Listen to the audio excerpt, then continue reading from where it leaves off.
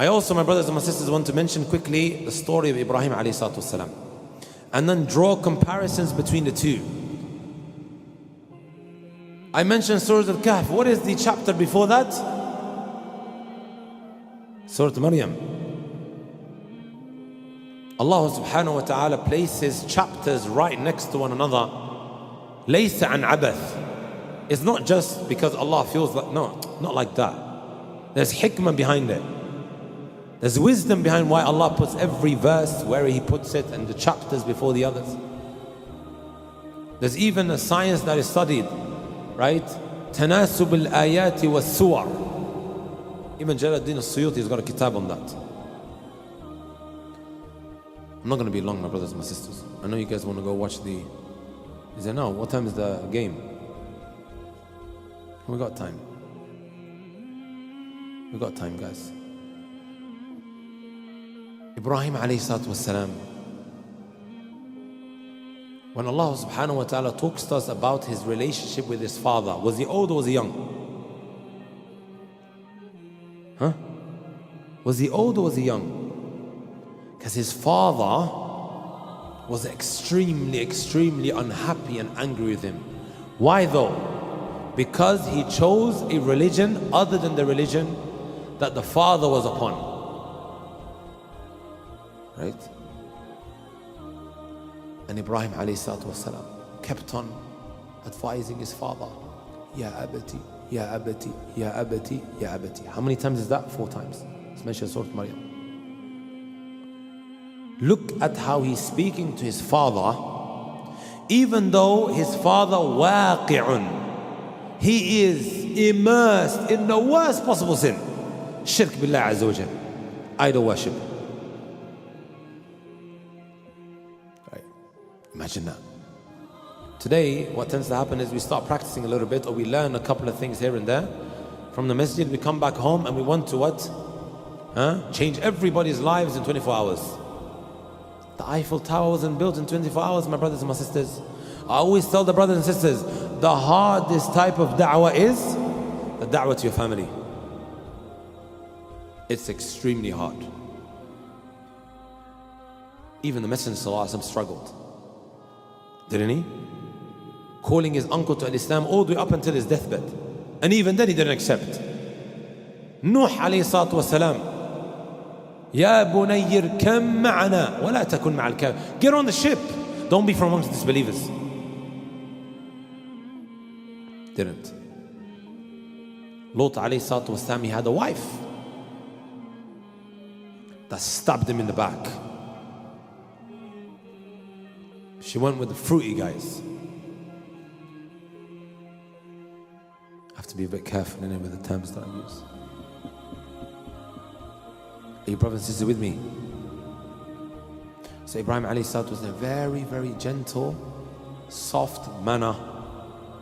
Ya abati, ya abati, ya abati. He was thrown into the fire. Right? قُلْنَا يَا نَارُ كُونِي بَرْدًا سَلَامًا عَلَى إِبْرَاهِيمَ.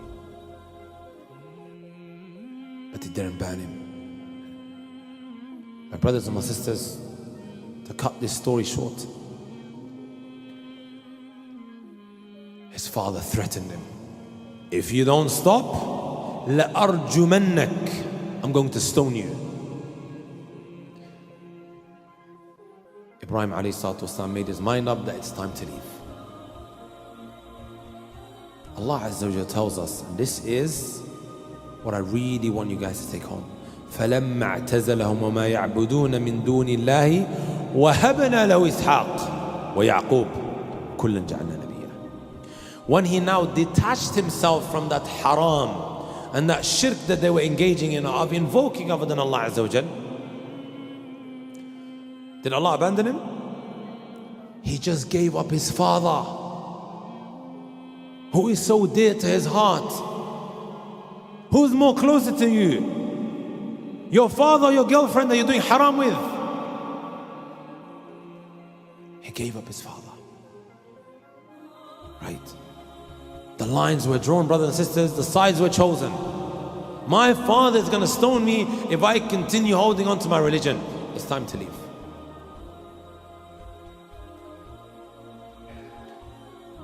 فَلَمَّا اعْتَزَلَهُمْ وَمَا يَعْبُدُونَ مِن دُونِ وَهَبْنَا لَهُ إِسْحَاقَ. Allah subhanahu wa ta'ala gifted him with Ishaq, gave him a son. My favorite hadith, my brothers and my sisters, does anybody know? Some of you guys may have seen it online. What's my favorite hadith? You guys don't watch my videos. I feel offended. Huh?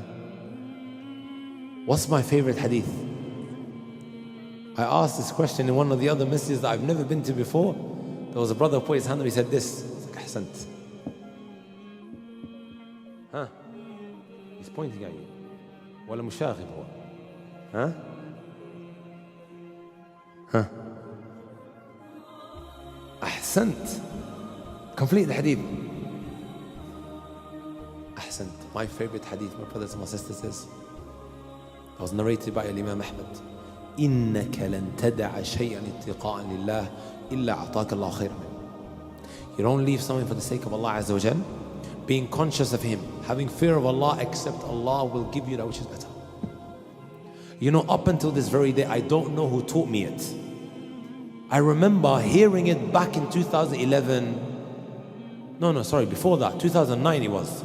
Before I went to go and seek knowledge in Yemen. I still can't remember, because people were saying to me, Akhi, if you take years out to go and study, you're going to fall behind in your studies here in the UK, and then later on you're going to be studying with little kids, and by that time all of your friends and your classmates, they would have such wonderful jobs, and you'll be some miskeen. That's the only hadith I remember at the time that I was still what? Conscious of. Anyways, I don't want to talk about the ins and the outs of my life, my brothers and my sisters. I'm going to quickly tell you guys one story and then we're done. Our Sheikh Abdul Razak al-Badr, he always mentions stories in his lectures, no matter what he's teaching. Could be teaching fiqh, hadith, aqidah. If there's a lesson in it, he'll mention so that it can stick to people. So I'm going to tell you guys a story as well.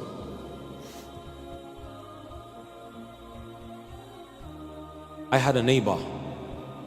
His name was Sohail. I met him, I believe it was 2014. Right?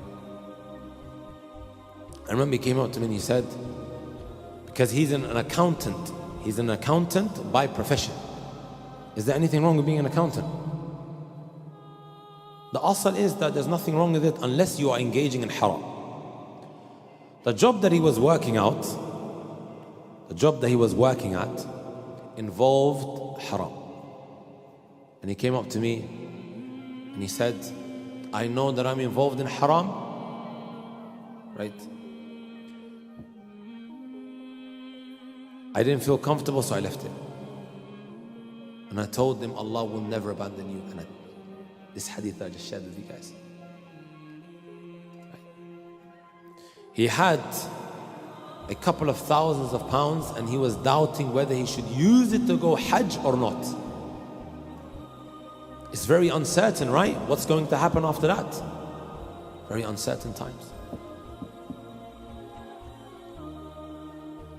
We went on Hajj and we came back. But you know, before that, my brothers and my sisters, his in-laws, they were making jokes out of him. I remember him telling me, his in-laws were like, Wallahi, I don't know the correct English word to use, so excuse me for using this term. Someone that just sits at home all day long, that doesn't do anything. Slouch. Huh? Some people refer to him as a bum. Sahih? If anyone has a better term, please, afidni yani. Give it to me. Huh? Introvert? No. We have a Sheikh, you're an English teacher.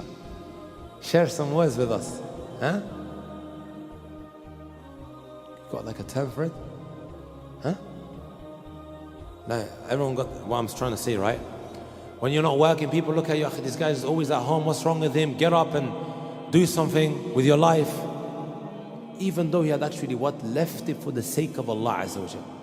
And I remember when going to his house, he felt pretty sad. And, Keep in mind the hadith, huh? We come back from Hajj after he's used whatever money that he had. The Hajj package was around 3,000 something. He had some pocket money. He was using everything that he had for Hajj. Yarji' comes now. As soon as he arrives, he receives an email. You know what this email was? Pack your bags and go to Mecca to teach English. You know, my brothers and my sisters, most people that I know are either teaching English in Riyadh, some were fortunate to be in Al-Madinah, or they are in Jeddah. I've never come across in the 14 years that I've been going around the Middle East to study and whatever have you, someone teaching English in Mecca. Never. Other than this brother. And you know what I put it down to? Him leaving it for the sake of Allah Azza wa Jal. And at the time when he was working, wallah, he had the most chilling job ever. He was employed by one of the richest guys in Mecca to teach the children of the family. These children would only turn up sometimes once every 2 weeks. They didn't want to come to class. So he would just go, Haram back, Haram back, Haram back, picking up his wage, both him and his wife. They both had wages, and over there was no tax. Here we work for the government, right? A big percentage goes to Mr. Sunak. Sah? Wallahi al-Azim, my brothers and my sisters, I kid you not, he comes back a couple of years later and he buys the biggest house on the strip. Like all the houses on the street that we lived on, they all look the same. But his one stands out. He was on the housing association, came back and paid it out with the money that he was saving up. La riba, no loan, no interest, no haram, nothing. And I put this down to my brothers and my sisters, him leaving something for the sake of Allah Azza wa Jalla. And I have no doubt, my brothers and sisters, that if you were to do the same, please do share your success story with me when you email it to me, inshallah ta'ala. Countless of people, I can sit here till tomorrow, talk about stories after stories after stories after stories. Shall I tell you guys one more? Are you guys tired? Huh? One more. No, one. One. Don't push it. I can see some of our brothers there having there. One more story. This is another brother from Leicester. Have you guys heard of Kahf and Warehouse? Kahf and Warehouse? Do you guys have this in Liverpool? Sahih? It's the phone shop that sells phones. ها هدئ نفسك ها يا رجل.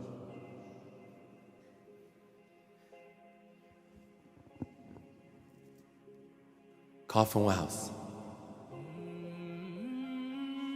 لا أحد يلتفت وإلا بحرجك أمام الناس كلهم. مستعد؟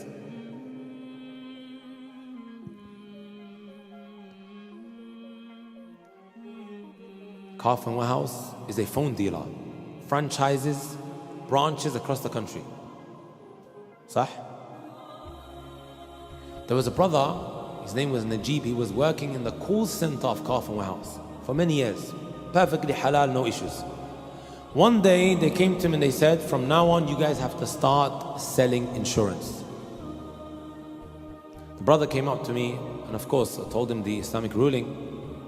I never pushed him to do anything, and I told him the hadith as well. He said that I've gone to the supervisor and explained that I don't feel comfortable selling this. The supervisor promised to find him a way out. He will try his utmost best and he'll get back to him in a couple of days' time. Eventually he couldn't do anything. Also, the brother just got married. Bushra wants to be taken to ice cream parlors. She wants a nice bag. She wants this, she wants that. It's still early days of your marriage. It's not like 10 years, huh? Khalas, you got tired of her. That shouldn't be the case, by the way, huh? ماذا حصل? What happened? He made the decision to leave. Right. After hearing the hadith, he made the decision to leave. Wallahi, I would see the brother at dhuhr time, making one of those sincere du'as, him sitting in the masjid.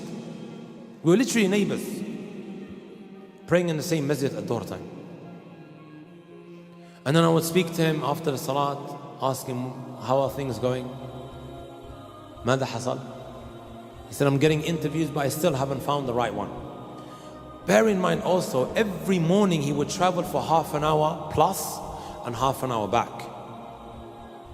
It adds up, brothers and sisters. You know the petrol cost, it eventually adds up. You guys with me? It eventually adds up. And he was only on something like 18,000 pounds a year.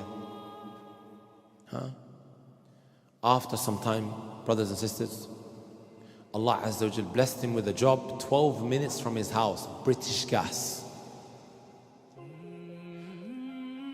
Not only is he now saving more money, right, monthly because of the petrol cost, but before it was 18,000, right? Now it was something like 22, 23,000 that he was making throughout the year.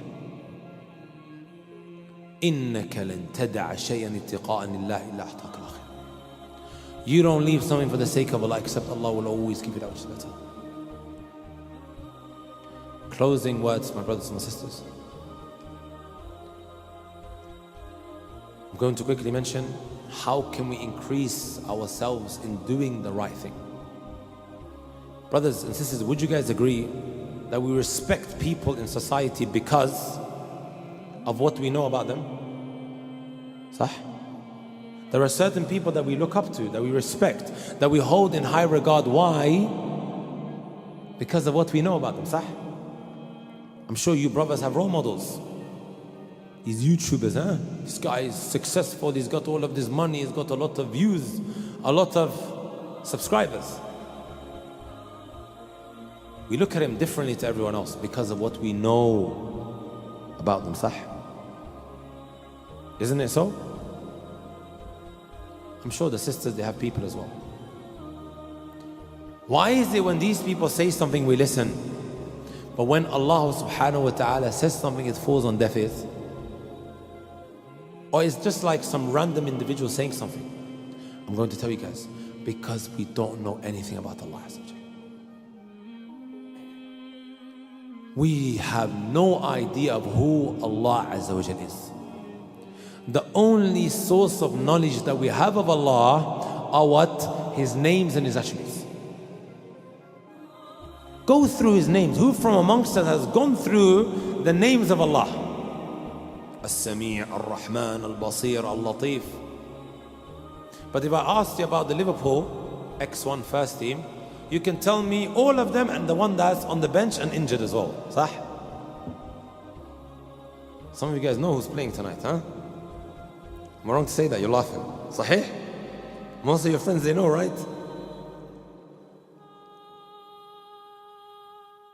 And if we see them on the road, Steven Gerrard, he's in Saudi now, right? Some of these Liverpool players, we go crazy because of achievements and whatever they've accomplished. But when it comes to Allah, brothers and sisters, it falls on their face. لا نعرف عنه شيئا. So how do we expect to activate our hearts or for us to be moved when we hear something about Allah Azza wa Jal? It's not going to happen. من أحب لقاء الله أحب الله لقاءه. Whoever loves to meet Allah, Allah loves to meet him. And whoever doesn't love to meet, Allah doesn't want to meet him. How can we increase, right, that desire of wanting to meet Allah Azza wa Jal and to get activated upon hearing His commandments? Learn about who Allah Azza wa Jal is. When you internalize that Allah is As-Sami', He's Al-Basir, Al-Raqib, He can see every little thing that you're doing, every step that you take, every move that you make. You know, once upon a time, if we wanted to access Haram, we had those big computers, right? You know the Dell big computers with the big backs, the keyboard. And if you wanted to engage with the opposite gender, you have the webcam that you have to use. Some of you guys are probably too young to know. You don't know, right? MSN and MySpace. No, it's fine, don't worry. And you're watching the door so that you don't get caught. You hear a little shh. You want to flip the keyboard. Today, under the blanket, with these devices, accessing haram has become so easy. Fingertip away. Right? It's times like that when it comes in extremely handy. Perhaps now it's falling into place, the importance of learning your aqeedah and how it's in connection with the sins that you fall into. And these names of Allah, my brother, is the only source of knowledge that we have about who Allah Azza wa Jalla is. Sah. I'll give you guys an example that Ibn Rajab mentions. A Bedouin man ran into a woman in the middle of the desert, nobody was there. And he began to what? Seduce her. Somalis say, shukansal.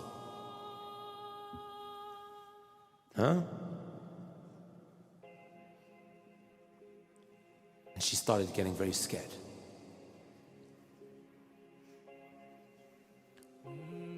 His response was, Mimma takhafin. What are you scared of? La yarana ila al-kawakib. The only thing that can see us is the stars. That was his response. La yarana ila al-kawakib. You know what the response was? Look how she was a woman that understood Allah.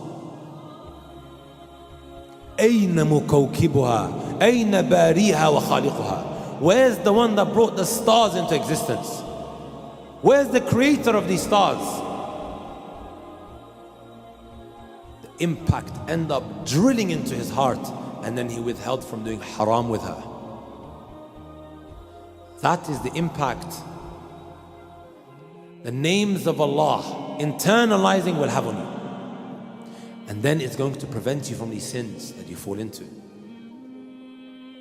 Also Allah says, يَعْلَمُ خَائِنَةَ الْأَعْيُنِ وَمَا تُخْفِي الصُّدُورِ. Allah knows the deceptive eye and what you conceal in your hearts. When you're about to strike that deal, you're about to close that transaction, and you've written things in small that the buyer cannot see, deceiving him just so you can make a little bit more money. You think Allah Azza wa Jalla doesn't see that? And that Allah Azza wa Jalla will deal with you accordingly. All of this, my brothers and my sisters, right? It comes from you learning about who Allah Azza wa Jalla is. You know, sometimes I think about these drug dealers and these guys who run around beating people up. Do you not know أن Allah Azza wa Jalla سينتقم منك يعني? That Allah subhanahu wa ta'ala will hunt you down. Allah Azza wa Jalla may choose, if He wishes, to deal with you in this world before the hereafter. That's from His sifat, and ينتقم. Not from His asma. We don't say He's muntaqim ala al-itlaq. La. It's something that Allah Azza wa Jalla can do to you. If you do it, right, He will avenge. You've broken someone's legs. That can't happen to you tomorrow.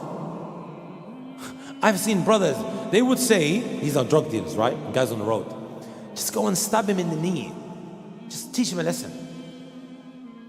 Right? Yeah, the guy who you're stabbing is going to say to you, come take my knees and stab it, right? That's what he's going to say to you.